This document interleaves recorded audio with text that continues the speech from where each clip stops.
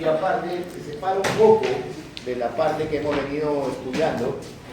¿Por qué? Porque aquí los fármacos no van a iniciar ni inhibir ningún proceso fisiológico. Porque aquí los fármacos van a actuar para detener el crecimiento o matar microorganismos. Eso. Y acá tienen que saber clasificar cuáles son los bacteriostáticos, cuáles son los bactericidas, cuáles son los fármacos que van a atravesar la condición mínima inhibitoria y cuáles van a llegar a la condición mínima bactericida. Es una condición, aquí ya no vamos a hablar de condición mínima eficaz, sino de condición mínima inhibitoria. Todo eso está en la clase que hemos hecho la semana pasada. Por eso lo he hecho visual, porque tenían que avanzar sobre el informe que tenían que llegar. Habrán ingresado, al menos tienen que haberlo visto el video antes de hacer la clase. Y si no lo han visto, esperan al final. Ya, lo siento mucho, la vida es así, ¿no?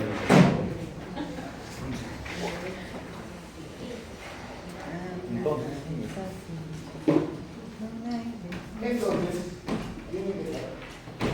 Todo lo betalactámicos que vamos a estudiar hoy día son bacterias. ¿Qué quiere decir? Que van a destruir a las bacterias.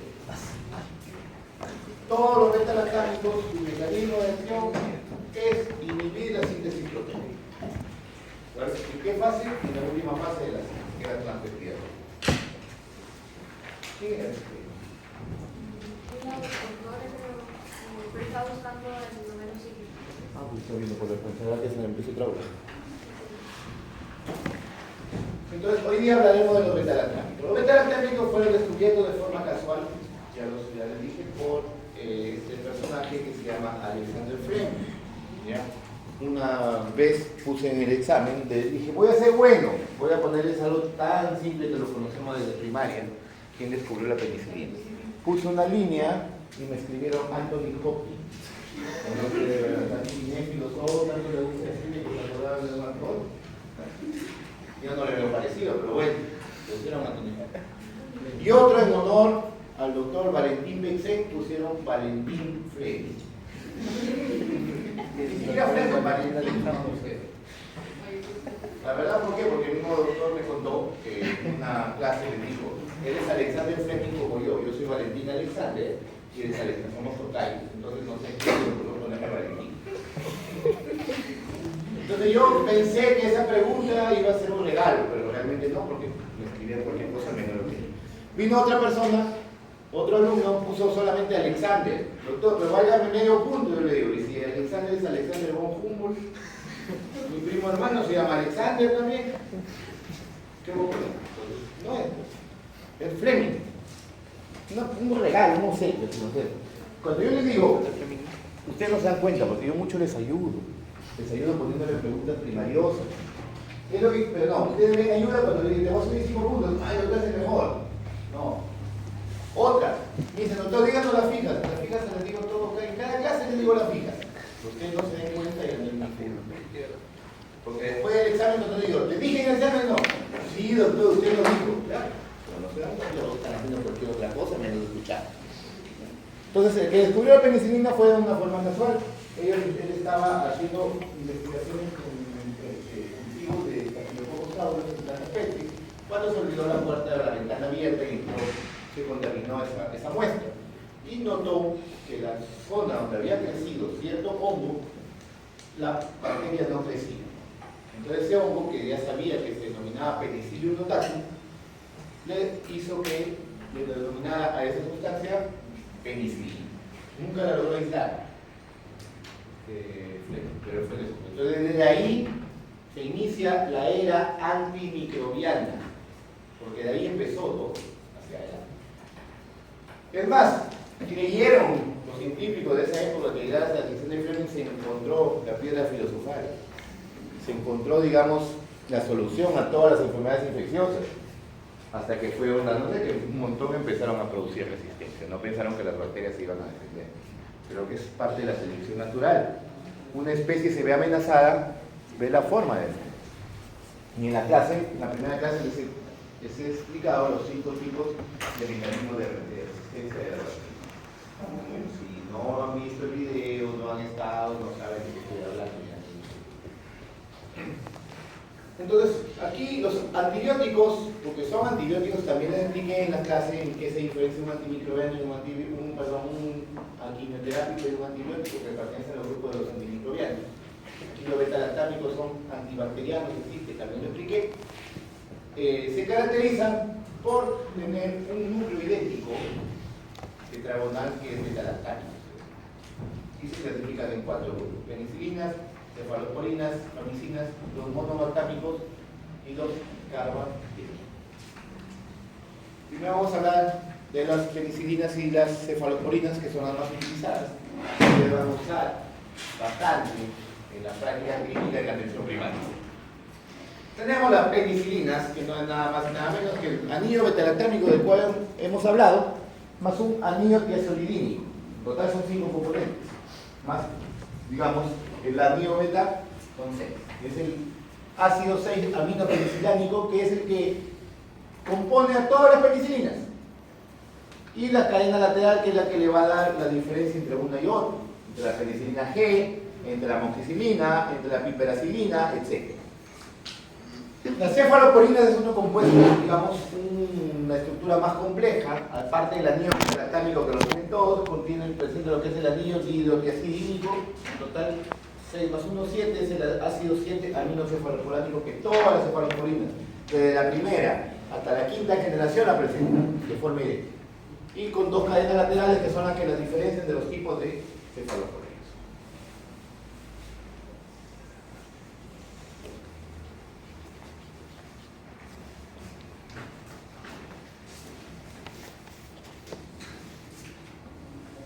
Aquí están, ¿no? Como ustedes ven, son idénticos, el anillo beta-lactámico.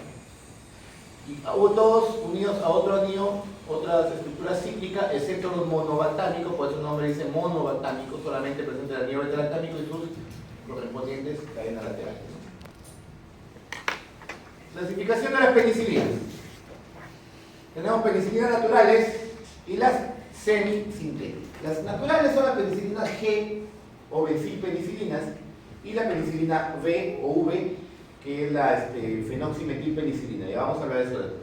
Las semisintéticas sí digamos, se clasifican en distintas estructuras. Tenemos las resistentes a las penicilinasas, lo que quiere decir que van a tener acción en microorganismos que producen beta-lactámicos.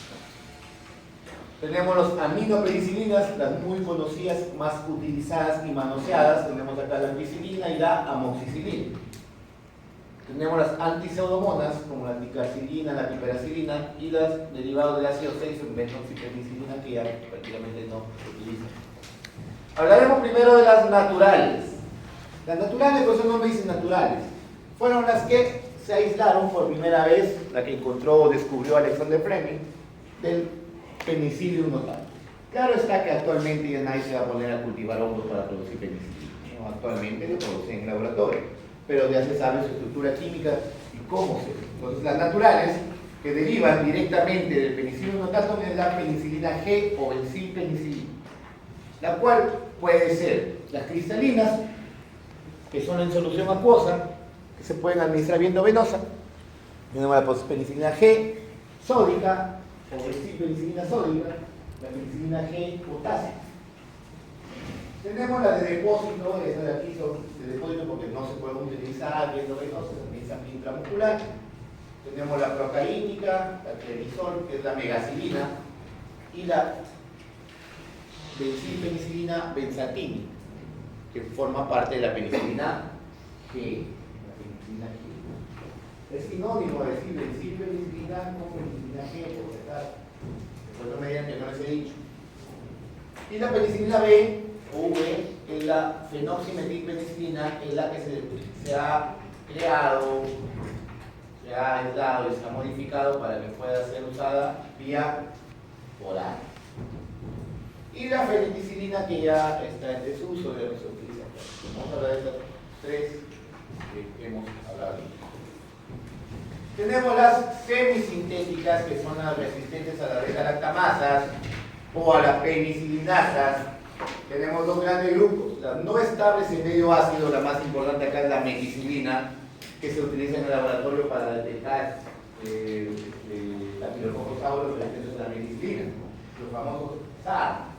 Se supone que ustedes estudian acá, ya cuando hablamos de microorganismos, de bacterias, eso ya lo hemos estudiado el siglo pasado en el curso de mecanismos y defensas. Antes yo lo llevaba como el nombre de microbiología, no que ya lo cambiaron porque no, a los jóvenes ahora les gustan los nombres más innovadores, más novedosos, sobre mecanismos y defensas.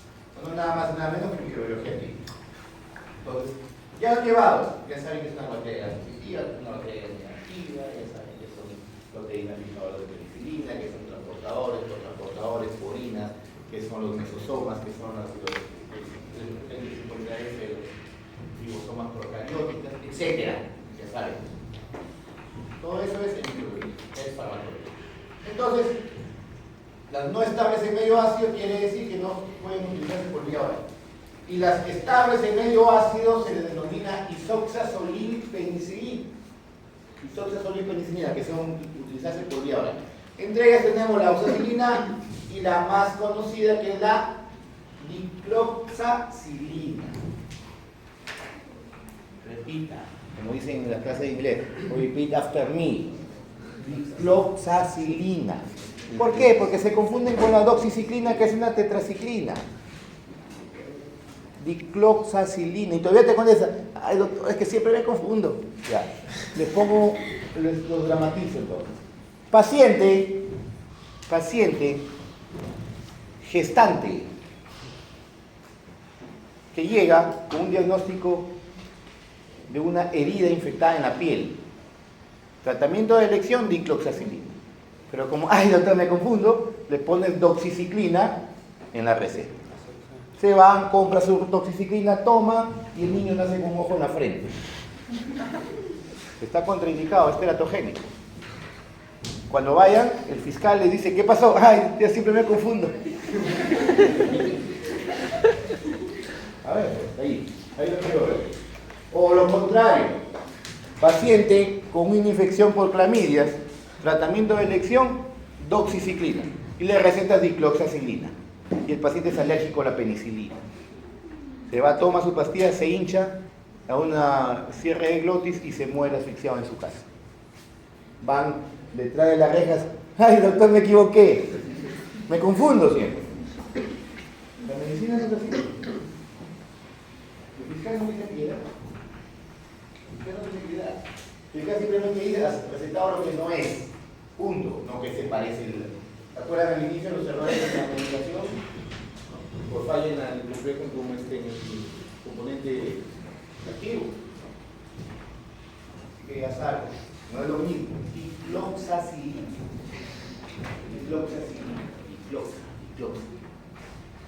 Es una penicilina. Perteneciente a las isoxazolilpenicilina, que es la beta-lactamases estables en medio ácido. Tenemos las aminopenicilinas, que no, esas no tienen actividad antiferomonas, son las más utilizadas, las más conocidas, como la ampicilina, que viene para vía oral y intravenosa. La ampicilina y la vía oral cada vez más en desuso porque fue desplazada por la amoxicilina por su mejor estabilidad inflamatosimia. ¿Pero en qué le da la ventaja a la ampicilina? Que se puede utilizar vía parenteral, a diferencia de esta que no. Tenemos las antipseudomonas que se dividen en dos grupos, como las carboxipenicilinas y las ureidopenicilinas. Entre ellas tenemos acá la picarcilina y la carbenicilina. Y acá tenemos la metrocilina y la piperacilina. De todas estas, ya esta de aquí ha desplazado a todo esto. Es la más estable, la que mayor espectro tiene y la que mayor actividad contra las pseudomonas tiene. La piperacilina. Es más, ni siquiera viene sola, viene con el tazobactam, que es un inhibidor de la beta-lactamasa. Es el común, más conocido como pipetazo, ¿no? Piperacilina más tazobactam.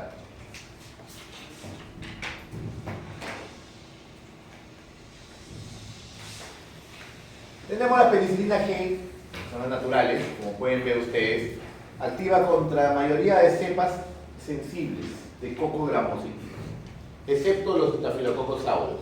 Ojo, que por coincidencia de la vida, Alexander Fleming lo descubrió la penicilina en un Staphylococcus aureus. Pero estos Staphylococcus aureus inmediatamente produjeron beta-lactamases. Ahora, ninguna penicilina natural es activa sobre Staphylococcus aureus. Ahí se utilizan lo que son las resistentes a la penicilina, que hemos hablado hace un momento, la dicloxacilina.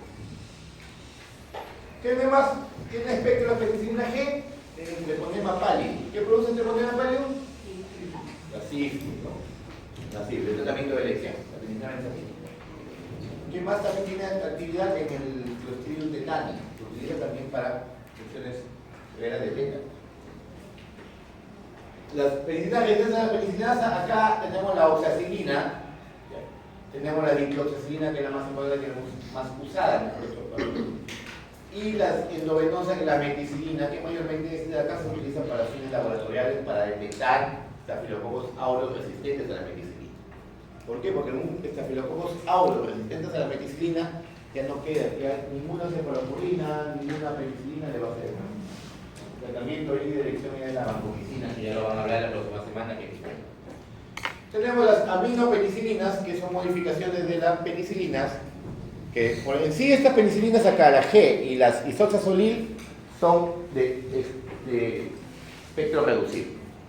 Las ampicilinas y las amoxicilinas, que son las aminopenicilinas, son de espectro ampliado.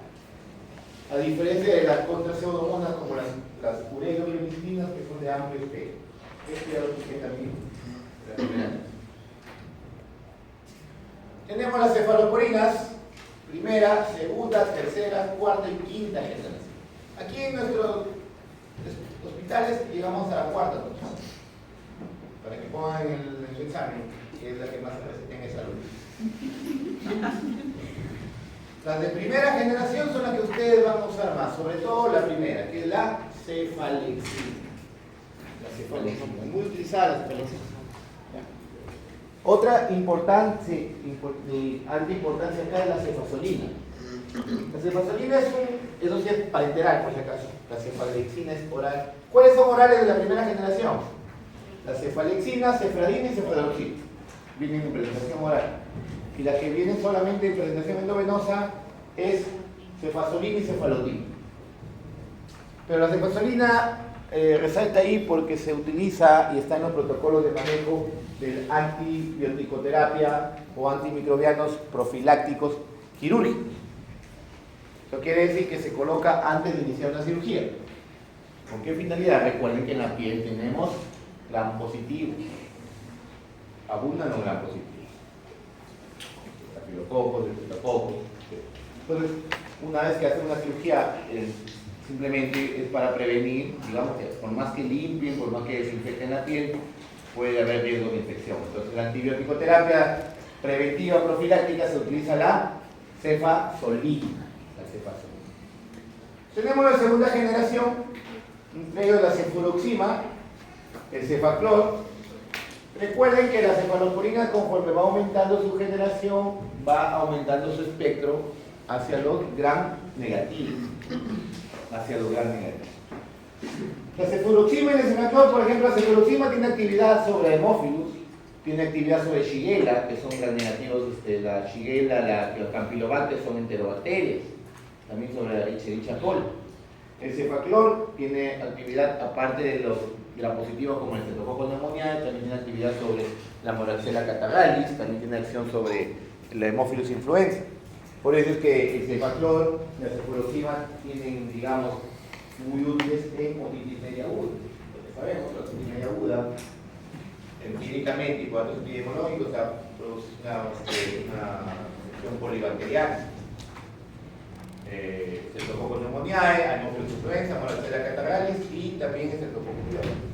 Por eso aquí van las de segunda generación, van mucho mejor que las de primera. Tenemos la de tercera generación, aquí la más utilizada, la vedette, como le llaman porque lo utilizan para todo, la ceftriaxona, como si fueran vitaminas, ¿no? Como les dije una vez al inicio de ciclo, ¿no? Están con una faringoamidalitis aguda, ¿no? Una infección que con amoxicilina segura se hacen poner su vía con su ceftriaxona, para la foto. Se ponen todavía, ¿no? Dios da sus mayores batallas de guerreros. A mí me confundió con Rambo, todavía pone, ¿no? Y le dice, amigo, ¿qué pasó? Amiga, ¿qué pasó? Inbox. Para me da roche decir que tengo una vida libre. Y encima sacan la foto de su WhatsApp para decir que para mí nos va a ponerse lo más fácil la mochila. Lo ideal de una faringoamidalitis segunda es el intestino. Pero si es un niño, pues no le vas a hacer inyectar eso a él, ¿no? No es como antes la mamá decía, doctor, ponga la polla, que te porte bien. Ahora no, lo denuncian, ¿no? Entonces, lo que se utiliza actualmente, que no debería, porque lo primero con una pneumonitis aguda es penicilina, pero el Estado no te da la penicilina B, que es la oral. Entonces, optan por utilizar una aminopenicilina como la amoxicilina, siempre y cuando sea bacteriana. Pero ¿qué es lo que hace? Se pone ese tesoro. No manoseaba esta parte. De tercera generación, su actividad sobre las positivos es menor todavía que la de primera. Y aumenta si la de contra las negativas. Útil en infecciones gastrointestinales, útil en infecciones urinarias. Pero cuando ya se agotó la primera línea, que son los de segunda generación o las fluoroquinolonas. Otro importante acá es la ceftazidima. ¿Por qué es importante? Porque tiene actividad contra pseudomonas. Tiene actividad contra pseudomonas. Luego pasamos a los de cuarta generación, que ya son de amplio efecto. Son para infecciones intrahospitalarias, para infecciones severas. Tiene gran actividad sobre los negativos y también actividad sobre positivos. Sobre todo en infecciones intrahospitalarias, en infecciones, digamos, en UCI, en UCIN, en unidades críticas, donde los microorganismos son altamente resistentes. Tiene también actividad sobre antipseudomonas, por si acaso. Me había olvidado, chicos, antes de avanzar, acá en la segunda generación, ¿ya? Ahí en la segunda generación, hay dos fármacos importantes que tienen actividad anti o contra anaerobio. Es la cefoxitina y el cefotetano. La más utilizada es la cefoxitina, actividad sobre Bacteroides fragilis, que es un anaerobio. Y lo de quinta generación, que es, no, como les digo, no lo van a ver, todo esto va actualmente del puesto 4. Y les he mencionado por eso sus espectros, ¿no? Las positivas y la actividad sobre las negativas va aumentando conforme aumenta la generación. Miren aquí como pueden ver. Esto de aquí, ya los he explicado en la clase anterior, las diferencias entre un gran positivo y una digamos, un gran negativo. Ustedes pueden ver acá la pared, ¿no? La pared celular de un gran positivo está formado por varias capas de peptidoglicano. Cada ladrillito que ven aquí es una molécula de N-acetilmurámico o N-acetilmureína. Estas N-acetilmureínas se unen por enlaces formando cadenas y toda esta cadena se llama peptidoglicano o mureína, como ven aquí. Y los grampositivos tienen ciertas estructuras que atraviesan, que le confieren digamos, específicos para los grampositivos, que es el ácido teicoico. Le dan cierta especificidad o virulencia a la bacteria. Que también ya han de saber que es patogenicidad virulencia, porque eso lo han enseñado el siglo pasado, y lo he mencionado yo en clase. Aquí tenemos la membrana plasmática de la bacteria, como pueden ver, y unas estructuras específicas llamadas PBP, o proteína de unión a la penicilina, que está en inglés. La PBP es nada más y nada menos que la enzima transpeptidasa. Y esta enzima transpeptidasa tiene la función de unir cada molécula de N-acetilmurámico para formar la cadena de peptidoglicano. En la gran negativa, que es una bacteria mucho más compleja su estructura, como pueden ver acá, esta es la membrana plasmática de la bacteria, y encima todavía tiene una membrana que se llama membrana externa. Y esta membrana externa presenta esta especie de canales llamadas porina. Porina, ya no es purina, este es para los pollos. Porina. Una estructura llamada porinas. Por acá ingresa la penicilina. Y aquí hay un espacio llamado el espacio periplásmico, que es donde están las capas de peptidoglicano. Estas estructuras que simulan el Pac-Man, un videojuego antiguo, son las beta-lactamasas, ¿no? La beta-lactamasa. Aquí abundan encima de las capas de peptidoglicano en los gran positivos y en los gran negativos aquí en el espacio periplásmico. Entonces, Aquí, en los gram positivos, las penicilinas ingresan fácilmente hasta acá para poder inhibir o unirse a la PBP, inhibiendo la acción de la transpeptidasa. En cambio, las gram negativas tienen que atravesar primero la membrana externa. Y para atravesar la membrana externa necesitan de estas proteínas llamadas porinas. Otra que lo caracteriza a las gram negativas es la presencia de estos lipopolisacáridos. Estos lipopolisacáridos son los que les confieren la virulencia también de la bacteria. Que las que producen, digamos, que puedan producir infecciones más severas que las positivas. Y mortales, incluso la sepsis, el shock séptico, etc. Esto de aquí ya lo hemos enseñado el ciclo pasado, así que vamos a ir más acá. Una vez que ingresan, como le digo, las penicilinas, se unen acá. Que es la PBP, proteína de unión a la penicilina. Y una vez que ingresa acá, inhibe la síntesis de pared celular. Ojo, como yo les dije también en clase la semana pasada, estas bactericidas actúan en bacterias que están en constante replicación, crecimiento. ¿Me dejo entender?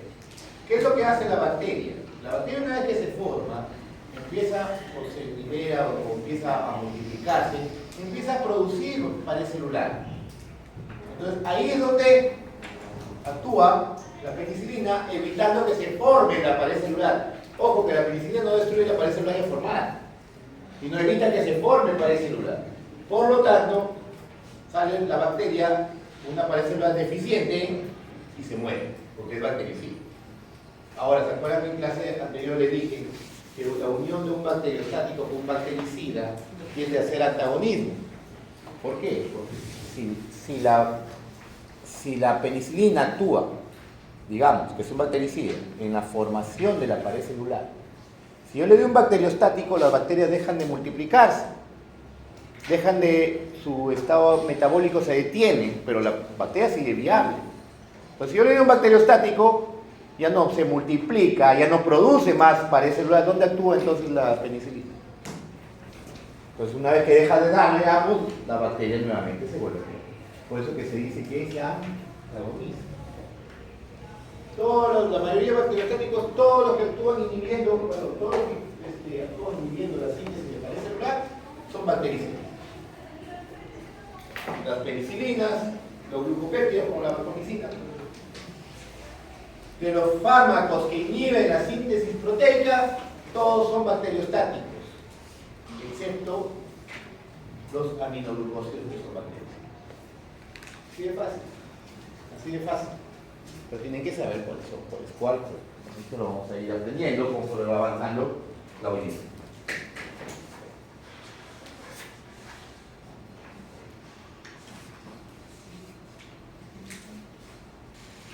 Mecanismo de acción, inhibición de la síntesis del peptidoglicano.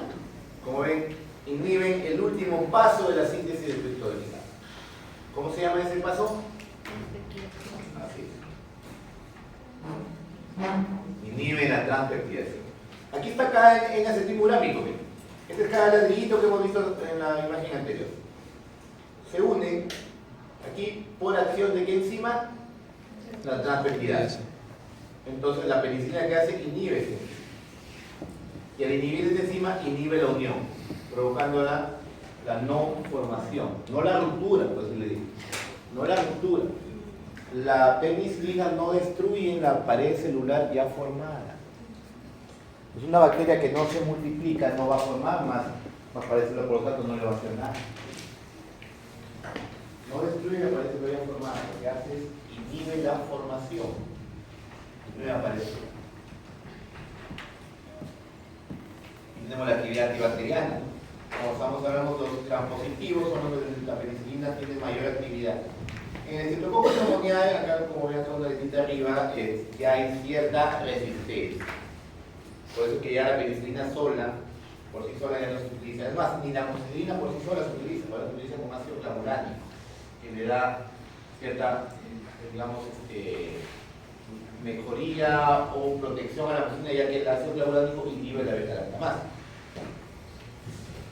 Miren los estafilococos aureus, la dicloxacilina que se encuentra en este grupo es sensible, pero miren el resistente a la meticilina, que no es sensible a ningún.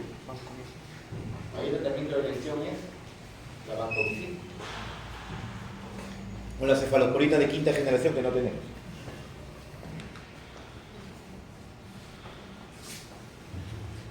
Acá la actividad sobre el negativo, ¿no? Miren las enterobacterias. Escherichia coli, Klebsiella, Enterobacter, Citrobacter, Serratia, Salmonella, Shigella, todas son resistentes a la penicilina. A la amoxicilina y ampicilina, cierta actividad de Escherichia coli, cierta actividad. Cierta actividad de Haemophilus influenza, que es aquí ya por eso que se le da para una otitis media, no se le da amoxicilina sol, se le da amoxicilina más ácido clavulánico, porque ahí le confiere la sensibilidad. Bien. Miren la resistencia acá. Las isoxazolil-penicilinas son resistentes a todas las gram negativas. Pero en cambio miren a las antipseudomonas, como esta de acá. Esta de acá es la más usada, la piperacilina.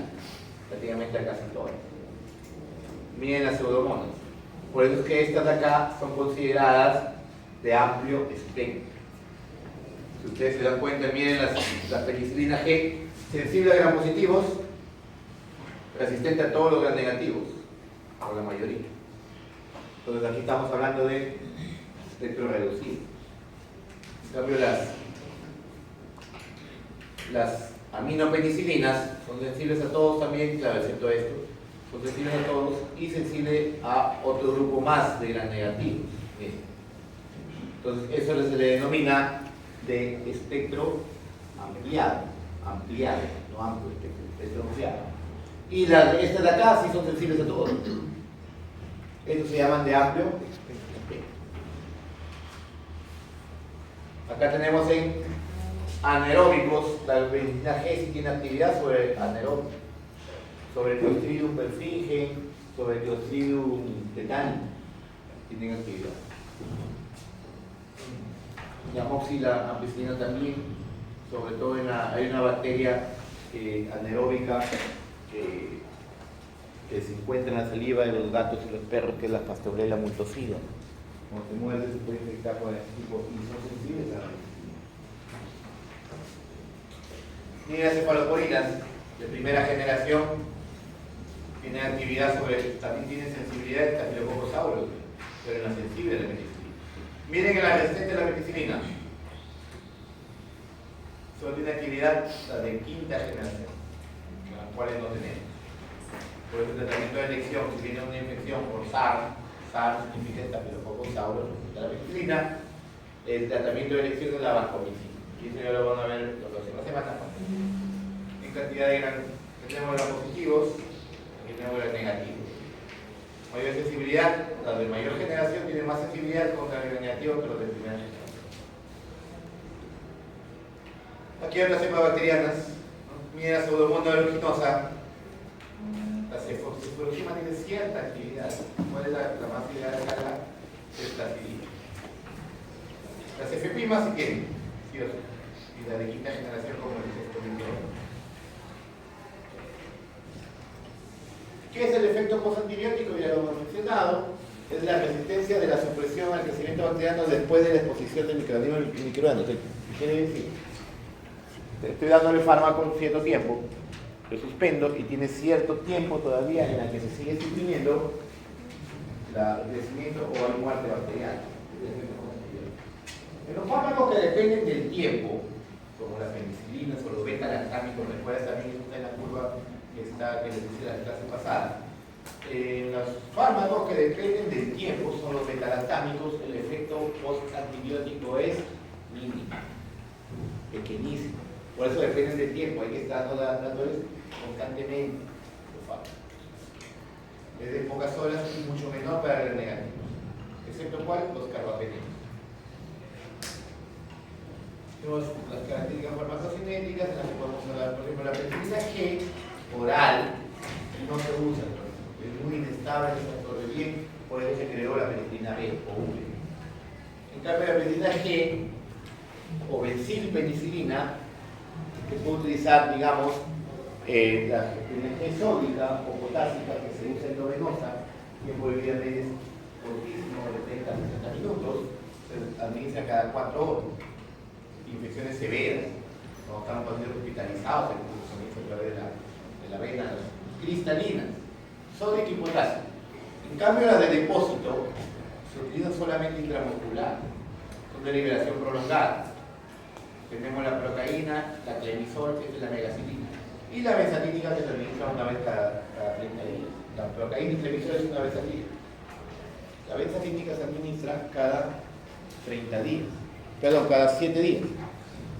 Cada 7 días. Son de depósito. Tiene un gran contexto. ¿Se acuerdan ustedes la práctica que hicieron con los roedores? En la que se utilizaba la gelatina con estilina. Ya. La gelatina, que es un compuesto coloidal, capturaba el fármaco y lo liberaba del foco. Lo mismo sucede acá en los fármacos de depósito. Tiene un gran contenido de grasa que engloba el fármaco y una vez que ingresa en el músculo lo va liberando de a pocos, manteniendo, digamos, concentraciones plasmáticas estables, firmes, ¿no? Si yo le administro estos fármacos de depósito vía endovenosa a un paciente, ¿qué puedo producir? ¿Embolia qué? ¿Ah? ¿Dónde terminaría ese embolio? ¿Ah? Pulmón, ¿están poniéndole por la vena? No, cerebro. ¿Cerebro? Si le coloco por la vena, ¿voy al cerebro? Pulmón. Si le coloco en territorio venoso, pulmón, parte derecha. Y provoca una embolia pulmonar grasa, porque es una embolia grasa. No es tromboembolismo, por si acaso. Trombo significa coágulo. Es una embolia pulmonar grasa que puede ser mortal. Así que si ustedes administran vía venosa una vez por acá al paciente, tengan por seguro que se les va a ir rapidísimo. Si lo hacen, no me conocen. Cuidado en la universidad, tengan que ustedes no cuidado. Matan al paciente, así como esa pregunta que les dije, ¿no? Fármaco anestésico local que se usa como antiarrítmico, me han marcado un bibliotecario. Pues yo escribí acostadito, ya mataste al paciente, porque lo matas. No lo pones mal, lo matas. Sigue frente. Por eso cada vez que se administre uno de estos fármacos de depósito, lo que tienen que hacer es ingresar la aguja y aspirar bien. Asegurarse de que no esté en ningún vaso sanguíneo, porque si no puede provocar un daño a nivel pulmonar. Esta es la administración, la penicilina B, que es la que se usa actualmente oral, tiene también megacilina oral de laboratorio Grunenthal. Es estable entre medio básico. Acá esa concentración de 2 a 5 veces mucho mayor que la penicilina G oral, que ya no como de acá ya no se usa. Las indicaciones son las mismas. Se distribuye ampliamente, donde se une a la albúmina. Incluso un 60% son de forma irreversible. No se metaboliza, se metaboliza en escaso. Se distribuye en todos los órganos, como pueden ver.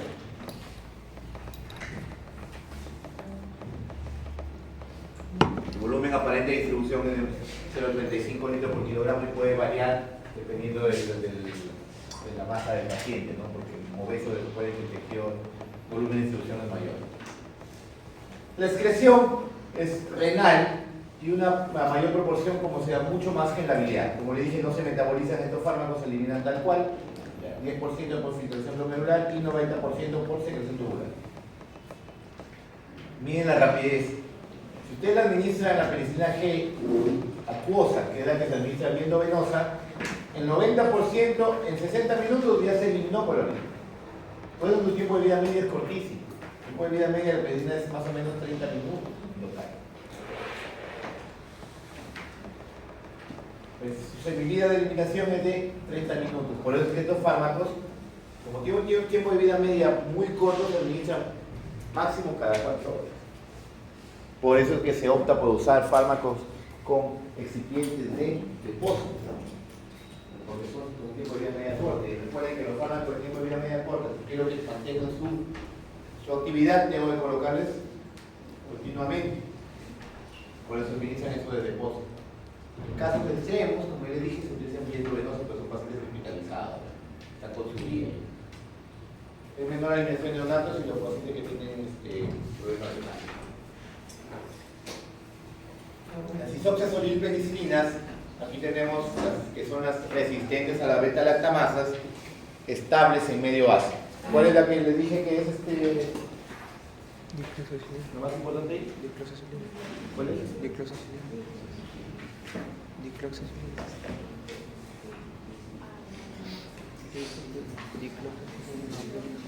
La dicloxacilina.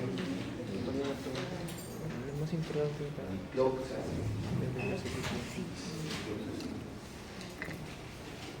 Me escriben doxiciclina. No lo conocemos. No lo conocemos. A ver, muy buena que estén grabando. La dicloxacilina es la más activa en casi todas las cepas de estafilococcus. Inhibidor potentes, como ven, de todo estafilococo productor de la penicilina. Como les vuelvo a decir, en caso de que sean resistentes a la meticilina, que es un tipo de penicilina resistente a la penicilina, ya prácticamente ya ninguna penicilina en cefalosporina le va a hacer efecto. O de cefalosporina que tenemos aquí. Si su tiempo de vida media no es tan prolongado, ¿ya? No es tan prolongado, estos fármacos se dan aproximadamente cada 6 horas. Cada 6 horas son mini. Nombre comercial antiguo, la primera de los países es Politrain, y todavía se utiliza, se conviene con eso. 50% de los renales, como le dije, la semilla de 30 días a los 60 minutos. Cada 6 horas se puede administrar estos fármacos. Las aminopenicilinas, las más conocidas, utilizadas y manoseadas. Tenemos la ampicilina. La ampicilina es estable en medio ácido, tiene buena absorción oral, pero los alimentos inhiben o disminuyen su absorción. Eso es lo que le da una desventaja a la ampicilina, que la amoxicilina lo ha superado. Por eso este de acá viene más se usa actualmente vía intramuscular. Por eso ustedes seguramente han visto el avebroncol. El avebroncol es ampicilina benzatínica. Es ampicilina benzatínica. Se utiliza intramuscular y se coloca o se administra una vez al día. La avebroncol. Recuerden que la ampicilina también tiene un tiempo de vida media corto, más que la amoxicilina, pero la ampicilina, si se vas a dar vía oral o vía endovenosa, es cada 6 horas. En cambio, ese nombre, el cabello comercial es ampicilina benzatínica, en la que se administra una vez al día. ¿Por qué? Porque una vez que se inscribe en el músculo se va liberando la poco. 80 minutos en promedio de su vida, pero cada 6 horas. En cambio, la amoxicilina tiene un tiempo de vida mayor, hasta de 2 horas, y se puede administrar cada 8 horas. Tiene una mayor o mejor absorción oral. Los alimentos no interfieren en su absorción. Por eso ustedes se van a comprar a la señora que vende, el señor que vende caramelos fuera de un colegio, también tiene su casita de amoxicilina ahí. Porque ustedes saben que acá en nuestro país está la ley desde hace años, en la que todo antimicrobiano tiene que venderse bajo receta médica. Todos los antimicrobianos. Pero no, como les digo, lo encuentran donde sea. Se van allá, se malogró su auto, se van a comprar un repuesto, señor, deme 4 bujías Toyota y tiene amoxicilina, sí, ya, deme 2 litros. Donde sea. Y lo ven como si fuera cualquier cosa. Se van a la tía Veneno y en lugar de cachita le dan un pocillo de ciprofloxacina para la salmonella. Para que cojan uno por uno. Un uso totalmente indiscriminado de antimicrobianos. Nadie dice nada. Es más, en la época de COVID, ni quién más se va a decir que tomaban la amoxicilina para rejuvenecer, la citromicina. Al día por 7 días, por 10 días tomaban. Y es más, al inicio empezó a volar el precio. Cada tabletita que costaba 3 soles lo vendían como a 40, como a 50. Y si no daban acitromicina, después, primero acitromicina. Y llegaba, que yo soy el testigo, porque me acuerdo un familiar le decía acitromicina y se iba y llamaban por teléfono porque todo era... Me duele la garganta, dolía la garganta porque el mismo virus te producía dolor de garganta. Pum, le cambiaban, le daban otro antibiótico más, doxiciclina. Me sigue doliendo, pero pené, vancomicina. Debe seguir, que cuando yo me moría de COVID, se moría por el patín. Tenía la política de muerto el perro de la... Los covidólogos, unas recetas de 20 medicamentos por cada uno. Tenemos las penicilinas contra las pseudomonas, las que hemos mencionado, la carbenicilina, la penicilina y la piperacilina, las más importantes, pero estas dos, digamos, la piperacilina ha desplazado a todas las demás. La carbenicilina es un tipo de carboxipenicilina y la piperacilina de la ureidopenicilina. Estas de acá son penicilinas de amplio espectro. Utilizadas más que todo en hospitales, en situaciones críticas y mal utilizado en la época de COVID, porque también llevaban a su casa sus frasquitos de piperacilina contra sobacaya. ¿Para qué? Para matar virus. Así como la farmacología no es prerequisito, así igualito daban antimicrobianos para matar virus. O sea, un error garrafal, algo que contraproducente, algo que va contra la vida, contra la salud, contra el bienestar físico y mental de todo el mundo. Menos mal que tanta insistencia, tanto reclamo, quemar llantas, amarrarme, encadenarme en la reja de la universidad, ya es requisito a partir todavía del 26.1, porque ya están con los nuevos cambios. Al fin, a clínicas van a pasar gente que sepa farmacología.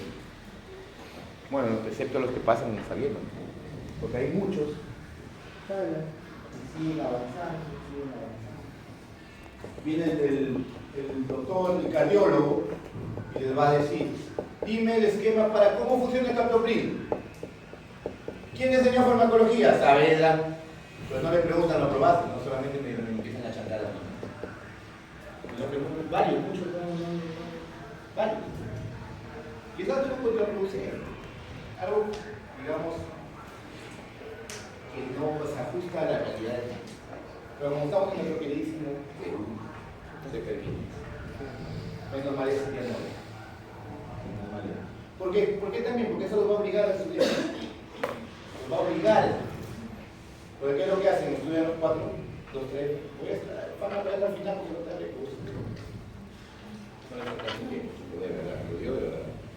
Es bien difícil llevar clínicas con farmacología. Bien. Y es contraproducente. Bueno, entonces, la piperacilina es uno de los fármacos, digamos, donde actúa muy útil en infecciones por pseudomonas aeruginosa y otro tipo de enterobacterias. Es el que tiene mayor espectro en las penicilinas. Y no se usa solo. Lo usan con un inhibidor de la beta-lactamasas, que es el tazobactam. Por eso se denomina, como les dije, pipetazo.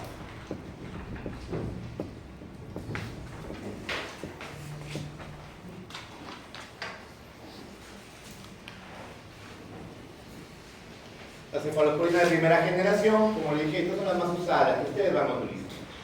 La cefazolina, que es, digamos, viene preparado parenteral, endovenoso, posee cierta actividad contra el enterobacter, también sí tiene actividad sobre estafilococos aureus sensibles a la meticilina. Sensibles a la meticilina. Estos cefalosporinas se pueden utilizar intramuscular, pero de preferencia se utilizan intravenosos, porque intramuscular son bastante dolorosos. Como si te meten un balazo en la piel, no se metabolizan, se detecta por filtración glomerular con una misma proteína plasmática de 85%. Utilidad en profilaxis antibiótica en cirugía. Es una de las, digamos, utilidades de la cefazolina. La cefalexina, de aquí también van a tener ustedes en el centro de salud. Se administra vía oral. También tiene actividad sobre estafilococos aureus sensibles a la methicilina. No viene para vía parenteral, nombre comercial Keflex, uno de los primeros que aparecieron. Claro, menos activa que la cefaloxasolina, ¿no? Pero sí tiene actividad. Condiciones máximas en plasma, elimina muchos gramos-positivos y también tiene cierta actividad en los negativos. Tiene cierta actividad en Escherichia coli. Pero es de preferencia en Escherichia coli se utilizan mejor las de segunda generación. No se metabolizan como la mencioné, excretamos en la orina. Tenemos la cefradina y el cefadroxilo que tienen una mejor estabilidad, una mayor tiempo de vida medio. La cefalexina, por si acaso, se administra cada 6 horas. Lo que quiere decir 4 veces al día. Esa es la administración. Si ustedes le recetan la cefalexina 3 veces al día, no es su correcta administración como prescripción. Por su tiempo de vida medio. A diferencia de la cefradina y el cefadroxilo, se utilizan cada 12 horas. Pero eso no lo da el Estado. Son un poco más costosos. Si quieren consumir este tipo de fármaco, tienen que comprar. No lo da el Estado. Sino que siempre un fármaco que se administra más veces al día es más riesgo de ¿qué? De que se olviden las dosis. Por eso los más seguros son los que se administran 2 veces al día. Pero también hay que ver el costo, porque si usted le indica a un paciente que no tiene recursos, un antimicrobiano muy costoso, tenga por seguro, usted le receta por 7 días, al tercer día ya se siente bien, deja de tomar. Y se va al mercado modelo a comprar sus hierbas. Y como las hierbas son sintomáticas, te van a mejorar la sintomatología, pero por dentro avanza la infección. Pueden incluso aparecer infecciones más severas y peor todavía, resistentes. No se metaboliza como las demás, buena absorción, excreción, orina, también se puede utilizar vía parenteral, pero la más usada es por vía oral. La cefadroxilo, que también he mencionado, son mayores que la cefalexina, tampoco se metaboliza por si acaso, y se administra vía oral, inclusive hasta cada 24 horas, tiene un tiempo de vida media más prolongado. Estos dos de acá los utilizan bastante, mayormente a niveles de infecciones los odontólogos, pero también se puede utilizar para otras situaciones, pero como dije, no los da el Estado, son costosos, aunque tienen una mayor estabilidad y un tiempo de vida media mayor.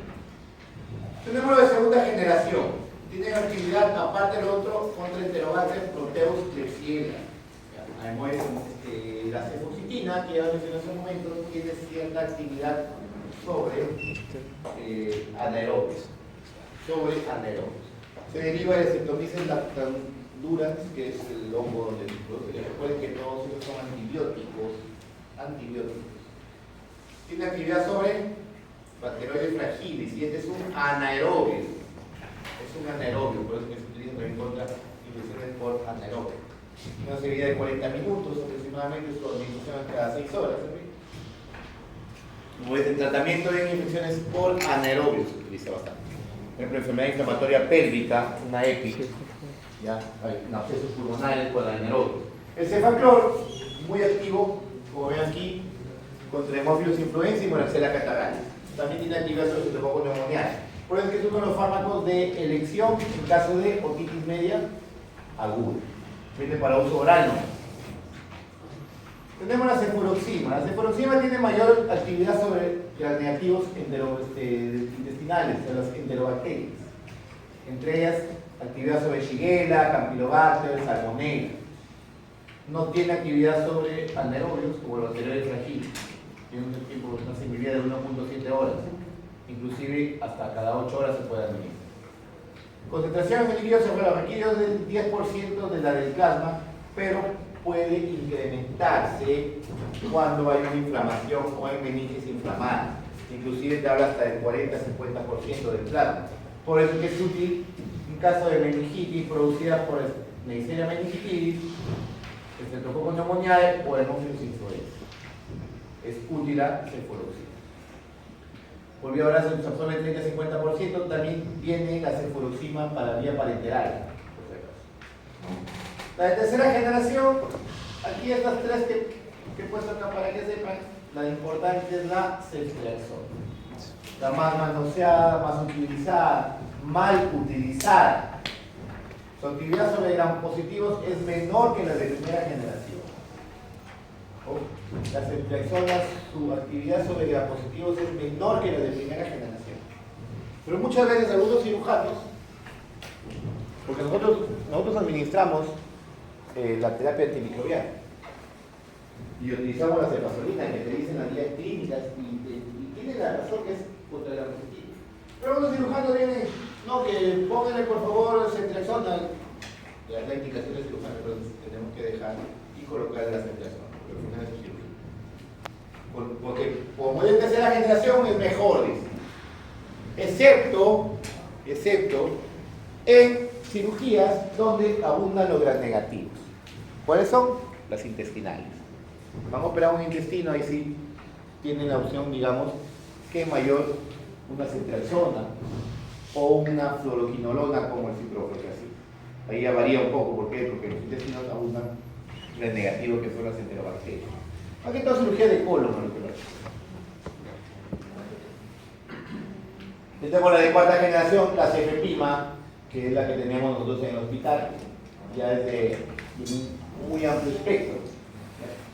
Contra muchas enterobacterias, una sepsis, por ejemplo, por gram negativo, un shock séptico por gram negativo, hemófilos influenza, neisseria, neisseria meningitidis. No es activa en Staphylococcus aureus resistentes a la meticilina. Como le dije hace un momento, los únicos que tienen actividad sobre el SARM son las de quinta generación, que aquí no lo vemos, que no tenemos, y la más utilizada, la vancomicina.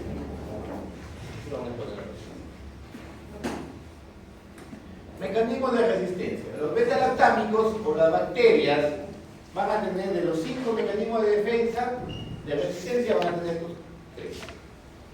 Alteraciones en el transporte, modificación de los sitios de acción y la más importante de los beta-lactámicos es la producción de beta-lactámicos. Y toman el nombre de cada fármaco, ¿no? Por ejemplo, o de cada grupo farmacológico. Si es a la penicilina, se llama penicilinasa. Si es a la cefalosporina, cefalosporinasa. La charbapeninasa, unas monobactamasas. Pero en sí se llama beta-lactamasa. Ojo lo que dice acá abajo. No solamente quiere decir que si la bacteria va a tener esta o esta, no, pueden tener los 3. Los 3 mecanismos de defensa. Tenemos transporte de beta-lactámicos. Mayormente esta de acá se da en las gram negativas. Porque ¿qué sucede aquí? Hay unas estructuras aquí. ¿Cómo se llaman las estructuras que permiten atravesar la membrana externa?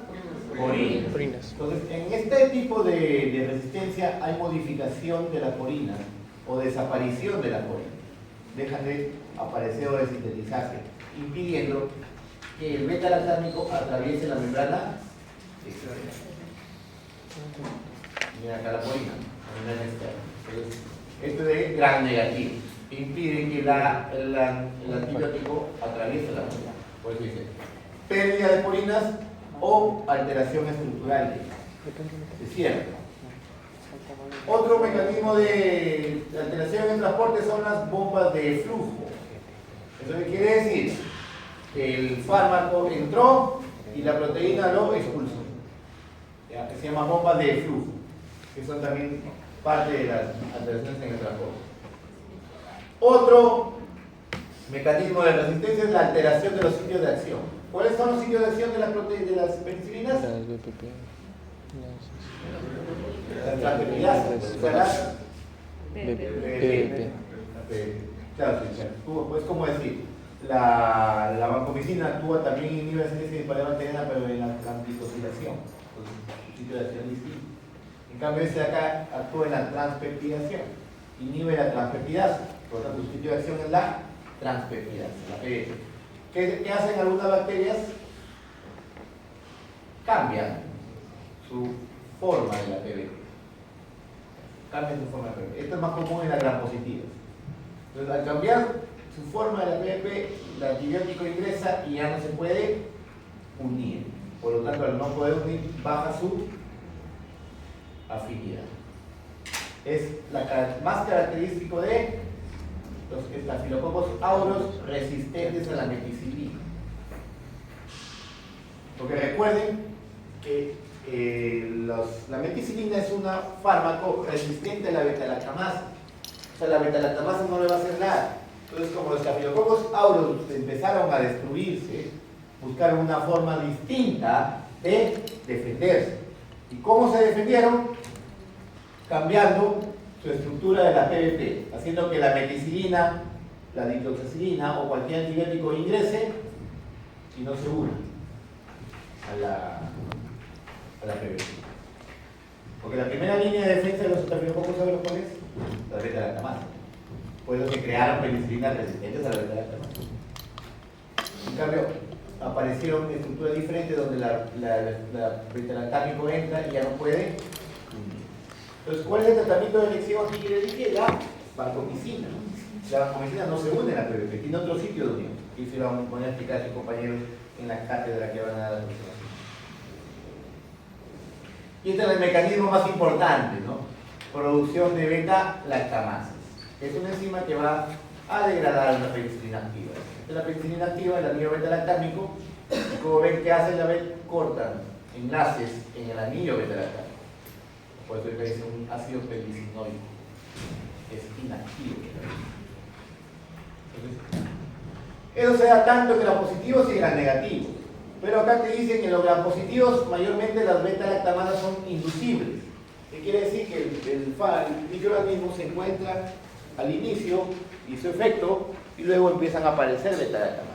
Es lo que dicen con los Staphylococcus aureus. Recuerden que la penicilina se descubrió en un Staphylococcus aureus. Por eso es inducible. En cambio, las gram negativas tienen beta-lactamasas constitutivas, están ahí.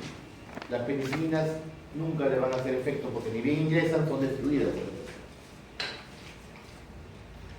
Aquí incluso están la clasificación de los tipos de beta-lactamasas. Nomás para que tengan una idea, nomás porque este es un curso que ya tienen que saberlo del ciclo pasado. En mecanismos que acá están otros por la prevalencia y potencia clínica. Esta es la más importante, chicos, de todo. Ya tienen que saber. Las llamadas beta-lactamasas de espectro extendido o llamadas BLE. Si ustedes salen una bacteria, le dan un cultivo y le ponen ahí, por ejemplo, Escherichia coli BLE positivo, es porque prácticamente ningún beta-lactámico le va a hacer efecto. Ahí tienen que optar por otras familias antibacterianas. Entre ellas tenemos la fluoroquinolona, por ejemplo. Y en última instancia los aminoglucosas. Los aminoglucosas son, sobre todo la micacina y gentamicina, que son las más usadas, tienen gran actividad en aerobios claramente. Pero estos fármacos tienen los derechos más interesantes son nefrotóxicos y ototóxicos, en mayor o menor medida entre todos ellos. Pero ¿qué es lo que hacen? ¿Qué es lo que hacen los pacientes? Que entonces se van a la farmacia, tienen un tremendo dolor lumbar, han estado haciendo toda la noche, digamos, una mudanza, por ejemplo, levantando peso, cargando, y al día siguiente le duele la espalda. Tiene que doler, están haciendo un ejercicio que no están acostumbrados a hacer. Si ustedes de 22 años usan el ascensor por 2 o 3 pisos, imagínense por una persona mayor. Entonces, el sedentarismo, se ponen a hacer ejercicio, al día siguiente le va a tener que doler la espalda. Pero se van, me duele el riñón, porque me duele el riñón. Se van a la farmacia y le dan una ampolla de diclofenaco con gentamicina, que es un aminoglucosa. Y el paciente contento porque la gentamicina le hizo efecto al día siguiente, no, ya me pasó. O le dan las dos juntas por 5 días. Después se va todavía a agradecerle, señora, todavía gritando, señora, gracias, me hizo bien la gentamicina. Muy bien, ¿cómo? Lo dejó solo. Gentamicina es ototóxico. La micacina más. Pero no, pues prefieren eso a... Los aminoglucósidos son fármacos tóxicos que deben utilizarse, digamos, cuando ya no se encontró o son resistentes a otros. No son de primera línea, no son de primera. Por eso te digo, cultivo, donde sale un BLE positivo, ya quítense ya prácticamente dentro de sus esquemas de tratamiento los beta-lactámicos. Tenemos los inhibidores de la beta-lactamasas. Como ven aquí, ¿cuál es la función de estos inhibidores? es inhibir las enzimas beta-lactamasas, provocando, haciendo que no sea destruido el agente. ¿Qué tipo de sinergismo sería acá en este compuesto? ¿Ah? De facilitación, muy bien, de facilitación. Porque el ácido clavulánico, surfactán, tazobactán, por sí solo no tiene actividad antibacteriana. Pero en cambio, al unir a cada uno de estos, les confiere mejor actividad, mejor acción. O sea, evita que esto de acá sea degradado. Por sí solo no, pero al unirse sí, ¿me acuerdan? A más 0, 1 más 0 mayor que 1. Ojo, no es potenciación. La amoxicilina, el ácido clavulánico, el surfactán y el tazobactán no potencian la acción de la amoxicilina, no potencian. Mejoran la acción, mejoran la actividad. Mejoran, facilitan su acción. Por eso se llama de facilitación. Yo le digo que una vez, yo le puse un ejemplo así, le puse mal, por supuesto vino un alumno y me vino a reclamar, que sí es de potenciación. Yo le digo, dame la bibliografía y me trae un cuadrito que dice potenciación, amoxicilina, allá. Bibliografía, ¿de dónde? Wikipedia. ¿Por qué lo digo? ¿Qué dice el libro? Ahí, pero ustedes, si se ven el concepto, estos de acá facilitan la acción de cada uno, no la potencian, porque evitan que sean degradadas. Reacciones adversas. ¿Cuáles son las reacciones adversas de los beta-lactámicos o de todos los antibióticos en sí? La principal, la hipersensibilidad. Yo les he dicho, de todos los fármacos, los que mayor riesgo de alergia son los antibióticos. Luego le siguen los AINE, ¿no? Y de todos los antibióticos, ¿cuáles son los que más riesgo de alergias tienen? Penicilina. La penicilina. Ahí está, la hipersensibilidad.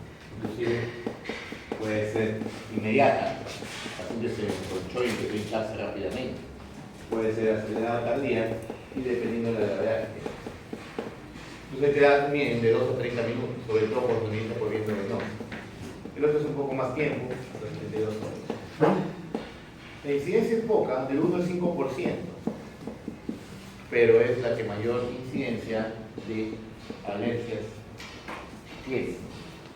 Que se les preguntan en el ENAM, de todos los fármacos, ¿cuáles son los que mayor incidencia de alergias producen con la penicilina? Cutáneas, inclusive como ven acá llegar hasta la reacción anafiláctica que puede ser mortal, un cierre de glotis, angioedema, etc. Son mortales solamente en el 0.1% de los casos, pero hay que tener en cuenta, puede llegar a morir con otros, todos los antibióticos, por si acaso, todos los antimicrobianos dentro de sus reacciones adversas tienen la diarrea, todos. Todo. ¿Por qué? Porque altera la flora intestinal. Altera la flora intestinal, porque la flora tenemos bacterias. Cada uno antibacterial es lo que se puede alterar. Unos más que otros, por ejemplo, la clindamicina tiene gran actividad contra anaerobios, es la que más diarrea puede producir. E inclusive llegar a producir una sobreinfección bacteriana, que es el Clostridium difficile. Actualmente ya, según los documentos más actualizados, ya no se debe llamar Clostridium difficile, sino Clostridioides. Clostridioides, cambiado de nombre, porque seguramente han encontrado que no tienen tendrán algo distinto a los verdaderos Clostridium, como los Clostridium tetani o el Clostridium perfringens. Pero hasta antes lo conocíamos como Clostridium difficile. Este Clostridioides difficile se encuentra en nuestra flora intestinal, ahí se encuentra, sino que es resistente a la clindamicina y resistente a muchos antibióticos. Entonces los demás antibióticos destruyen la flora intestinal y este se queda solo prácticamente. Nadie controla su crecimiento, nadie compite con él y empieza a proliferar. Y produce el cuadro llamado colitis pseudomembranosa, que puede llevar incluso hasta perforación intestinal. Puede producir ligero aumento de las transaminasas, sobre todo con la carbenicilina, que ya casi no se usa. anemia, neutropenia, alteraciones de la función de las plaquetas, inclusive hasta granulocitos, muy rara, muy rara, demasiado, pero puede producir. Hipocalemia en algunos casos, nefritis intersticial, con la penicilina. La penicilina, como ya les mencioné temprano, ya no se utiliza para fines clínicos, sino laboratoriales, para detectar y saber pensar. La penicilina G puede provocar en dosis altas encefalopatías, que puede provocar incluso una convulsión, pero también no es común. En las cefaloporinas, que son, digamos, similares, miren, las reacciones de hipersensibilidad pueden ser cruzadas con las penicilinas en un 5 o 10%. Es alto. Quiere decir que si eres alérgico a la penicilina, puede ser alérgico a la cefalosporina. Entonces, si eres alérgico a la penicilina, hay que tener precaución en administrarle una cefalosporina. Eso es lo que hacemos nosotros en cada operación. El paciente alérgico a la penicilina no le colocamos cefalosporina. A veces utilizamos un fármaco alterno, según la guía clínica. Puede provocar nefrotoxicidad. Estos pacientes que toman, digamos, pacientes con enfermedad renal crónica terminal, queremos decir, en diálisis, se disminuye la dosis de la cefalosporina. En dosis altas puede producir necrosis tubular aguda. En vía parenteral, como ya les dije, es bastante doloroso la cefalosporina intramuscular. Y en vía intravenosa puede producir tromboflebitis. Por eso es que se debe administrar diluido y lento. Que es lo que hacen muchas veces, cogen la jeringa y se lo acaban de golpe. No es recomendable así. Las cefaloporinas se administran en un frasco de 100 mililitros por la vía endovenosa y se va pasando por goteo por lo menos en media hora. ¿Ya? Lento y diluido. ¿Por qué? Porque puede provocar esto, inflamar la vena. Y es doloroso también la tromboflebitis. Intolerancia al alcohol, fenómenos hemorrágicos, ojo que esto es raro también, pero puede producir hipoglobinemia y trombocitopenia, sobre todo en dosis altas. También sobreinfecciones, como la diarrea por Clostridium difficile. Ojo, todos los antibióticos pueden producir eso, como dije. Pero ¿cuál es la que mayor incidencia tiene? La clindamicina. Ya vamos a hablar de eso la próxima semana. E inclusive es encefalopatía similar a la penicilina, pero también era. Aplicaciones terapéuticas, acá tenemos en otorrinolaringológicas, la más utilizada, la penicilina G, palidomidalil. Y eso van a ver a cada rato ustedes. Cuando el dolor abre la garganta, hay aparición de pústulas y inflamados también. Acá viene la penicilina betatínica intramuscular en dosis de 1.200.000 en adultos. Una sola dosis. En un niño también. La betatínica entonces, si es en jarabe la amoxicilina, en los niños le corresponde de 50 miligramos por kilogramo al día, digamos. Ojo, que cuando ustedes le llegue el paciente, su mamá con el niño, por eso es que en la práctica he puesto un ítem que dice, caso de niño, ¿cuánto le vas a dar de par? ¿Por qué? Porque no le vas a decir a la mamá, señora, déle a su niño 50 miligramos por kilo en un día, y le das el jarabe. La mamá empieza a convulsionar ahí por lo que le dije. Entonces, si el niño empieza, por ejemplo, 15 kilos, ya 50 por 15, ¿cuánto es? ¿Ah? 150. 150 miligramos. Y no le vas a decir, señora, entonces ya lo multiplico yo, señora, déle 750 miligramos. Convulsiona también.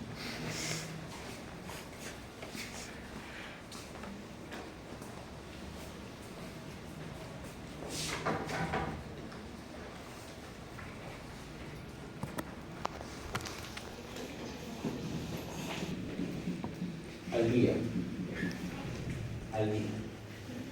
La medicina, ¿cada cuántas horas se da? Cada 8 horas. Cada 8 horas. ¿Qué quiere decir cuántas veces al día? 3.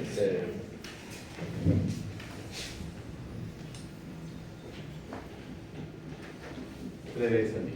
¿No? Esa es la otra. Supongamos, el jarabe, el que nos da el MINSA o de salud, viene 250 miligramos en 5 mililitros. Se dirá, doctor, ¿pero por qué en 5 y no lo pone en 1? ¿Por qué? Porque las cucharaditas esas de medida, estas cucharitas de medida, equivalen a 5 mililitros. Entonces, así vienen los fresquitos, ven así. ¿Ya? Entonces, yo voy y le digo, ya señoras, ¿cuánto pesa el niño? 15 les dije, ¿no? 15 kilogramos. 15 kilogramos. Ojo, te vuelvo a decir, el que pensó que en medicina no se usan números, debió estudiar Derecho, porque ahí sí no hay matemática para nada. Peso 15 kilogramos. ¿Cuánto es la dosis entonces? 750. 50 por 15 en un día, 750. En el día. Pero en cada toma, ¿cuánto es? 250. Dividido 750 entre 3. Entonces la dosis sería 250 miligramos cada 8 horas, o sea, por cada toma. Pero si no le vas a decir a la mamá, ahora vamos a convertir. Una cucharada. ¿Cómo lo hacemos para que no se haga cuenta? Cojo esto de aquí, divido entre el soluto es en masa siempre, y lo multiplico por el solvente. 250 entre 250, 1 por 5, 5. Entonces, ¿qué le vas a decir a la mamá? Señora, dele 5 mililitros o una cucharada de medida mañana, tarde y noche, por ejemplo, ¿no? O si quiere le pones 7 AM, siempre le explica mejor 7 más 3 de la tarde. No le voy a poner 15 horas, ¿verdad?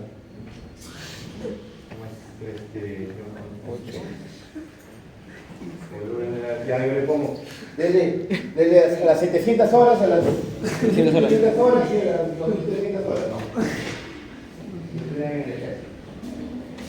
Entonces, así es lo que tienen que hacer. Y esto tiene que hacer así, el toque. Porque según el Estado, para nosotros, el rendimiento médico hora, en medicina general, consultorio, es de 5 pacientes por hora. ¿Qué quiere decir? Que son 12 minutos por paciente. Entonces, en 12 minutos tienen que hacer anamnesis, examen físico, tratamiento y encima explicarla. Eso es lo que nos da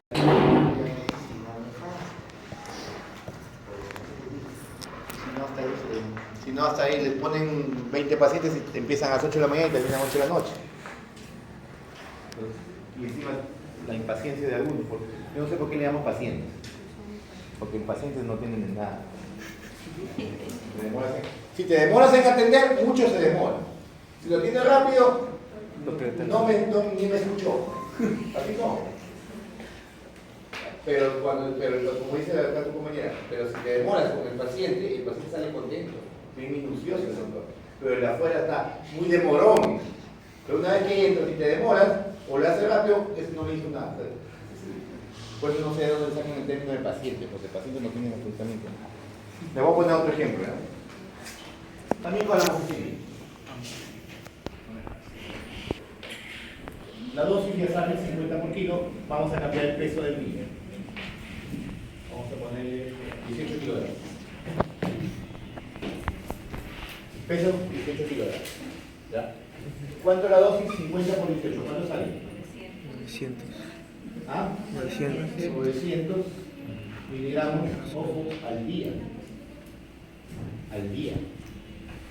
Entonces, ¿por dosis cuánto es? 300 por dosis. 300 miligramos.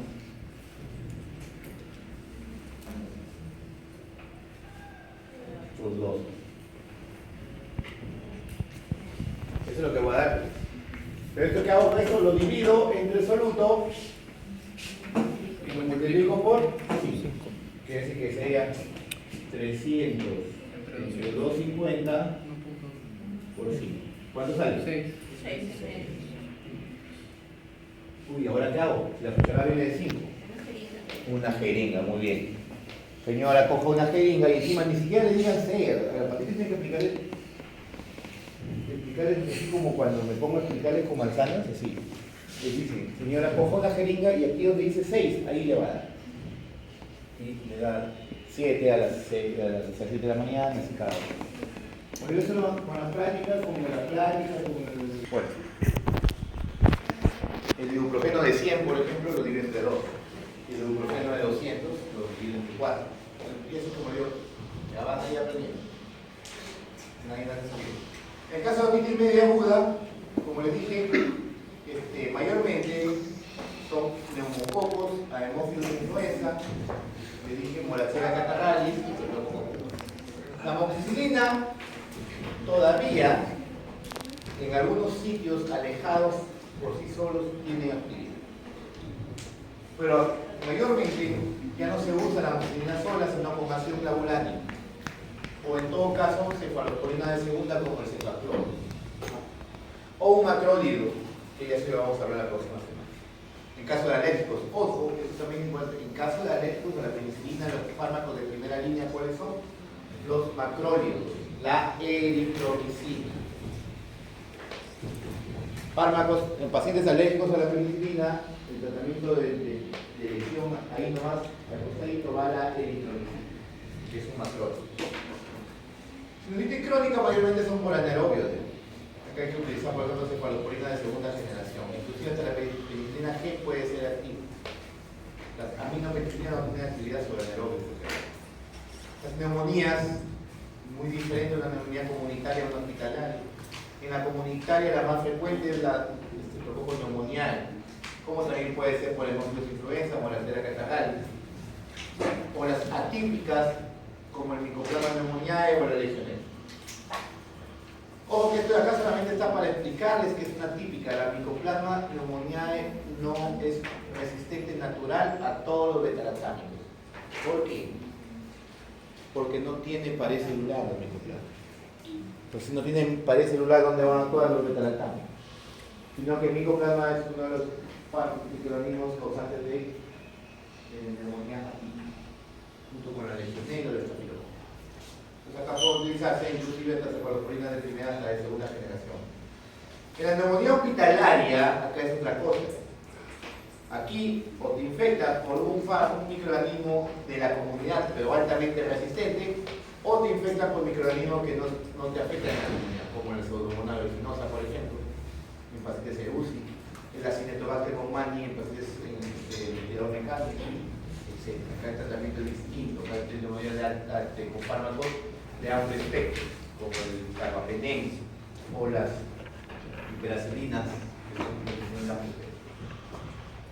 En caso de neumonía por aspiración, acá se abunda la existencia de anaerobios.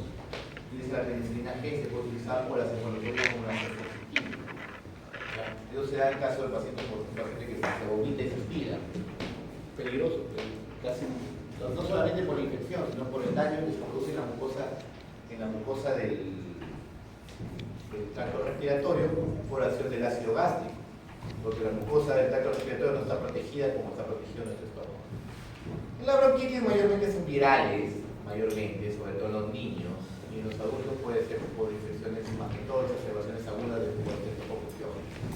Por eso puede utilizarse la amoxicilina nomás como fármaco especial.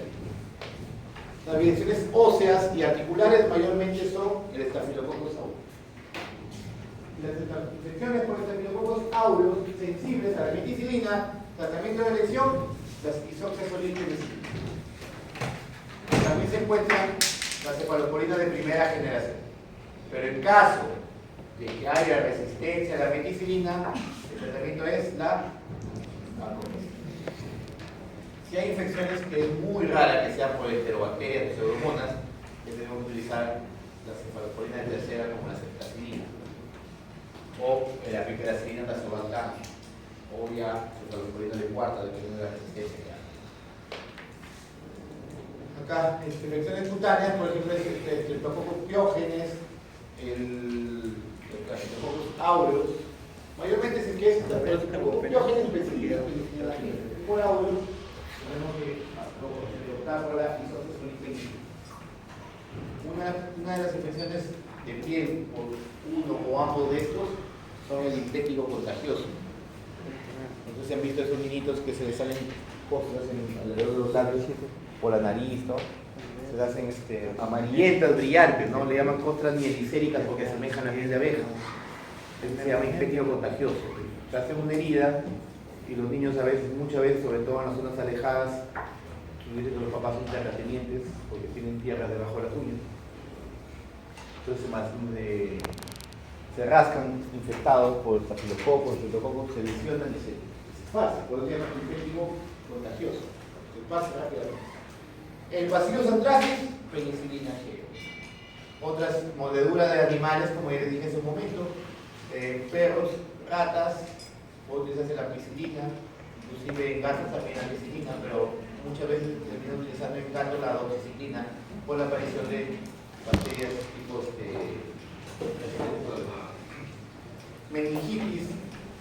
En neonatos muchas veces tiene que ver la Echerichia coli o proteus o bacterias, digamos, sepsis neonatal, se da bacterias, enterobacterias. ¿Por qué? Porque recuerden que el conducto anal está cerca, a veces puede contaminar durante el parto. También pueden aparecer infecciones por gram positivos, como el Streptococcus galactiae, la Listeria monocitógenes, que son bacterias que de la flora bacteriana vaginal. Más adelante puede aparecer ya en los niños mayores de 3 meses, inclusive de los 7 años para adelante, ya aparece la infección por neumococo o meningococo. Y el tratamiento es distinto con cefalosporina de segunda o de tercera generación.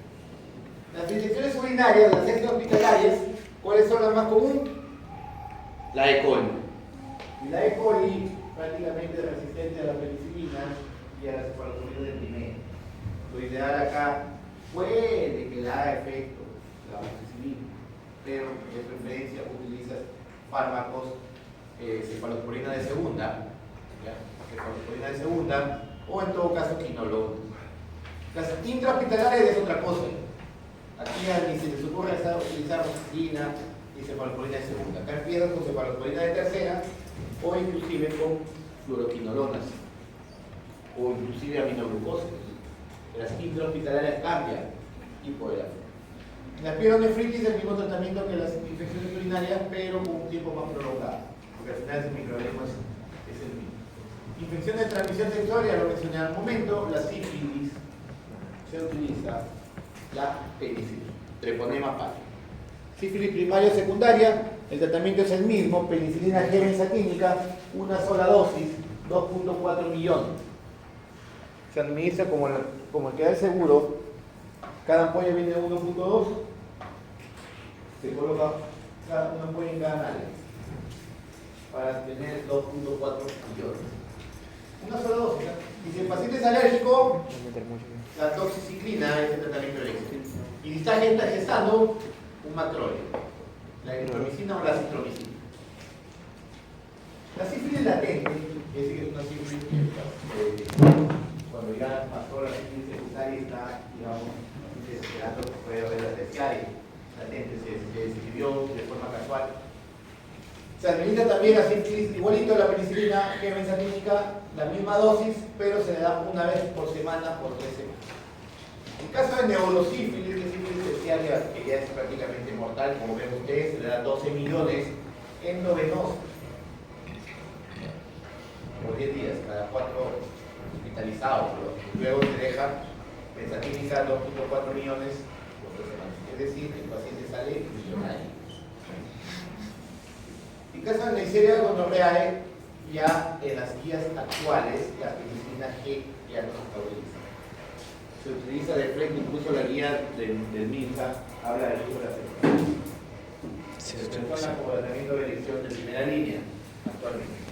Como monodosis, una sola dosis de ceftriaxona, suficiente para acabar con el gonococo.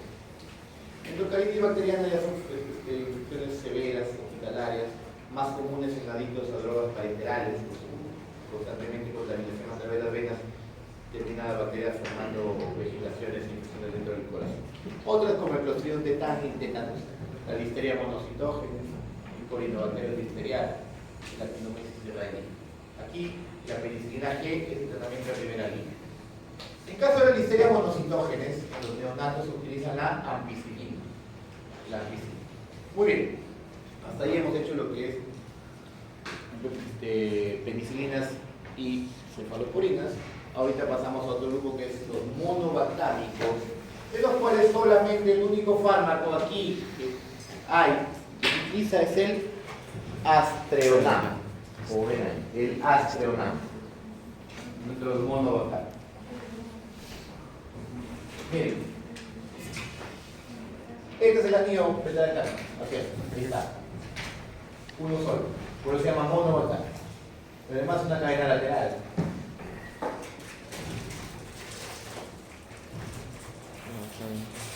Son relacionados con los beta-lactámicos por su, digamos, su anillo beta-lactámico. Es una composición monocíclica, como dije. Monocíclico arterial produce un beta-lactámico. Son, digamos, resistentes a la beta-lactamasa más que otros fármacos. Se obtienen a partir de distintas bacterias, ¿no? Para, digamos, son antibióticos. El Aztreonam, como dije. 1986 fue el que fue introducido, digamos, y de uso clínico y el último de este grupo.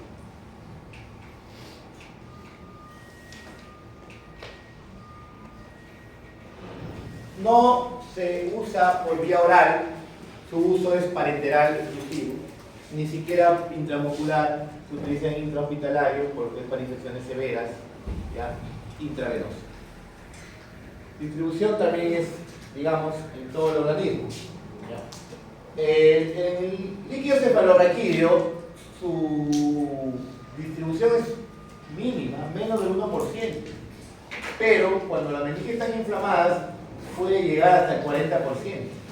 Por eso es que su utilidad es en caso de meningitis, porque es alto su ingreso en meningitis inflamada. No se metaboliza y se excreta por, digamos, por el alimento. ¿Ya? No se metaboliza. 75% vía renal y solamente el resto, 15% por vía hepática o biliar. Miren acá, intramuscular endovenoso según la gravitación. Como les dije, intramuscular casi no se usa.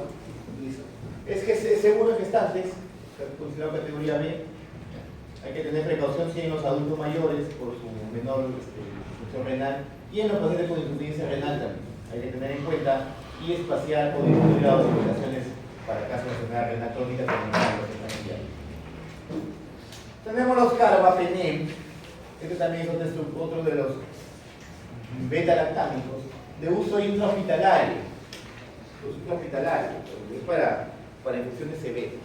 Por eso acá estamos, lo voy a tocar menos, digamos, intensidad que los que más vamos a usar, son los penicilinas y acá vamos a hablar de tres fundamentales y especiales. El imipenem, el meropenem y el doripenem. El imipenem es el primer carbapenem sintetizado, que es muy resistente a la hidrólisis por beta-lactamasa. Es de amplio espectro, diferente de la penicilina, por ejemplo, de la forma de las penicilinas semisintéticas. Aquí está su estructura, acá es el anillo beta-lactámico idéntico de todas, y luego se desprende. Este imipenem deriva de la tetamicina y fue el primer carbapenem, como les dije, disponible.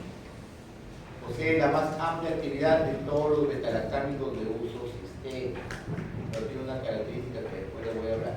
Se usa de preferencia vía endovenosa. Y no se usa solo, se usa en unión a la cilastatina, que vamos a hablar qué es lo que hace. Se distribuye a través de las proteínas plasmáticas entre un 13 a un 21%. Su distribución es amplia en todos los órganos biológicos. Aquí está a lo que me referí. El imipenem inmediatamente ingresa al organismo y es degradado por una enzima llamada la hidroxipeptidasa renal. O sea, el riñón lo hidroliza inmediatamente, rápidamente, destruyendo casi todo, e inclusive formando metabolitos tóxicos, provocando una hora de tiempo de vida media. Entonces, ¿qué es lo que se hizo para evitar esto acá? Se le administra un fármaco que es la cilastatina.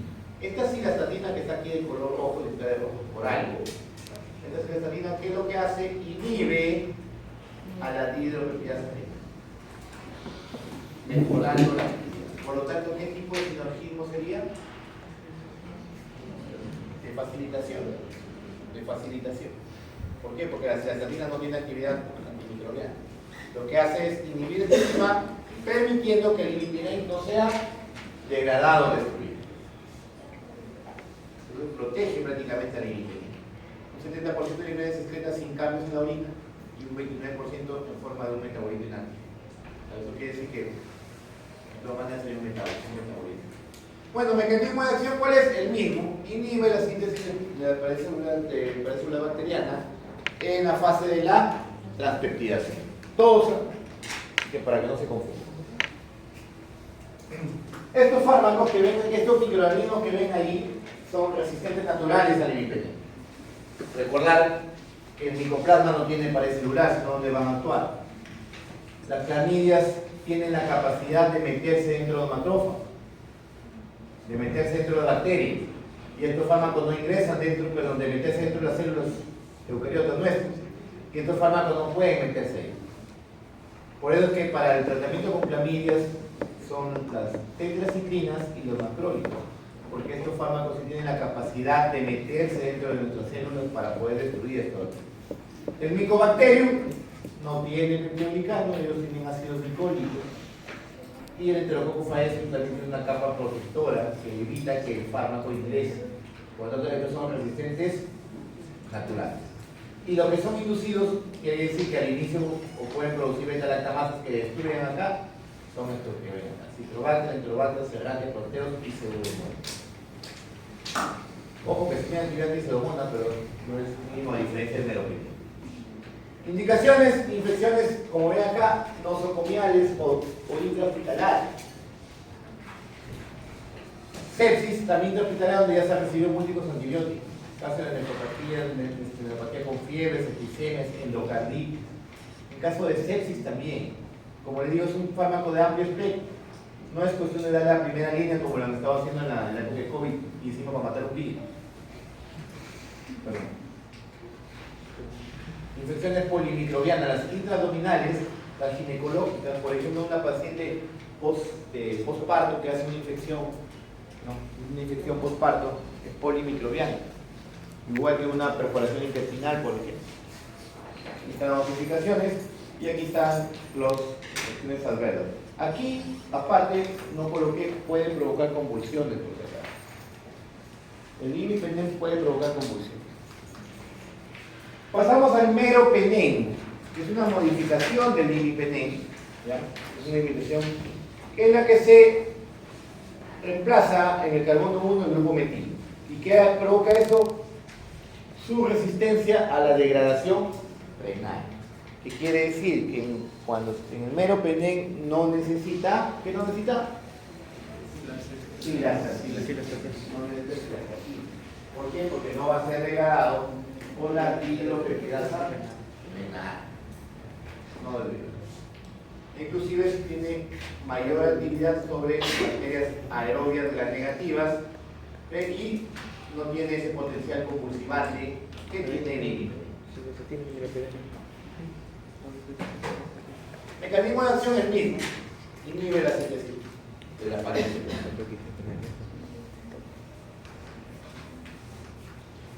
Es muy similar al imipenem, pero como les dije, no es degradado por la dihidropeptidasa renal. Eso le da resistencia.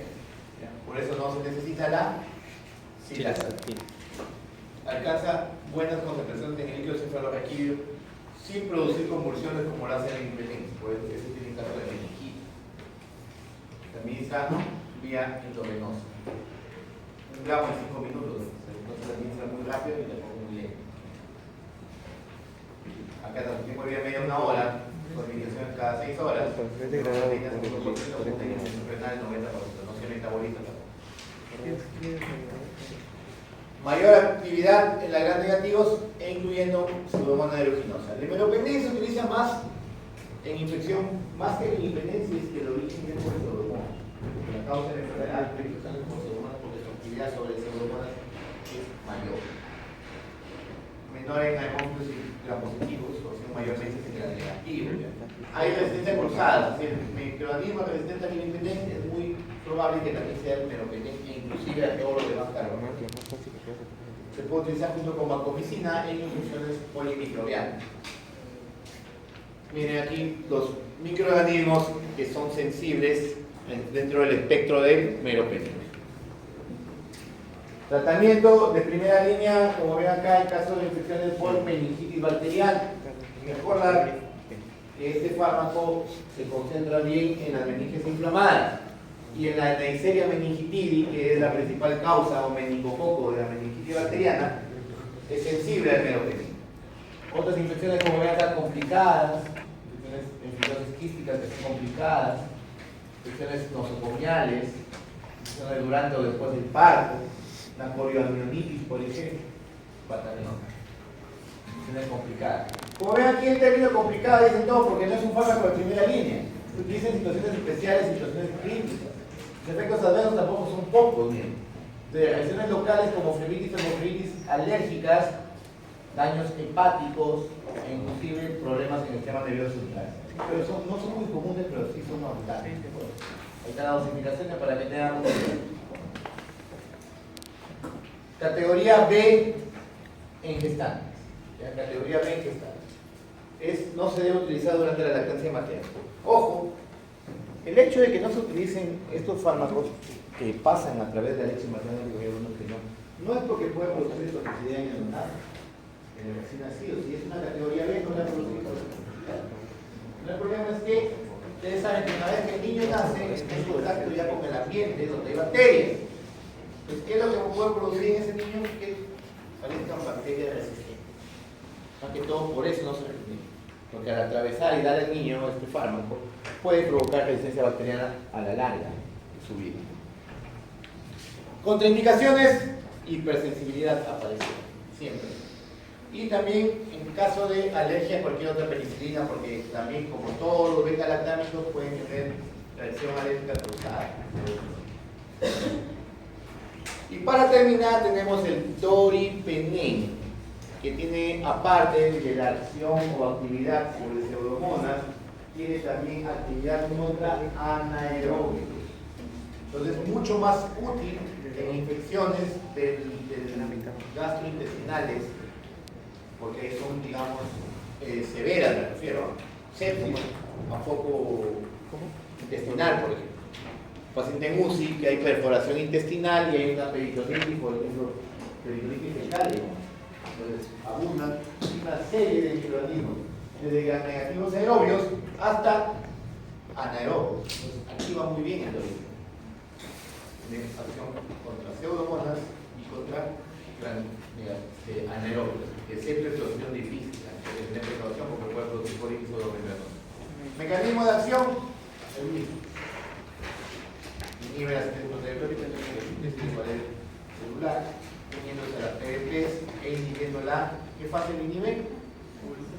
La transpeptidasa. Su infusión es bien endovenosa, por si acaso, no se utiliza intramuscular.